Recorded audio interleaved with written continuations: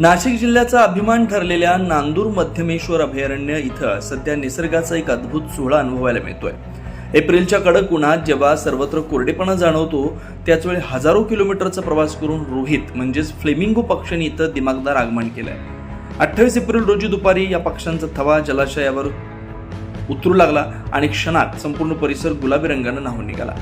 निळ्याशार पाण्यावर त्याच्या गुलाबी पंखांचं प्रतिबिंब पडता जलाशय जणू जिवंत चित्रासारखा भासू लागला। विशेष म्हणजे साधारणतः हिवाळ्यात दिसणारे हे पाहुणे यंदा एप्रिलमध्ये दाखल झाल्यानं पक्षीप्रेमींमध्ये उत्साहाचं वातावरण आहे।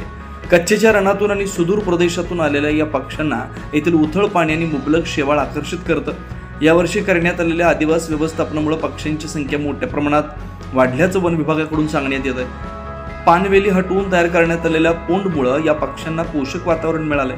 पहाटेच्या धुक्यातून डोकावणारे गुलाबी थवे आणि सायंकाळच्या सूर्यास्तात आकाशात रंगांची उधळण करणारे त्यांचं उड्डाण हा अनुभव पर्यटकांसाठी अक्षरशः मंत्रमुग्ध करणारा ठरतोय।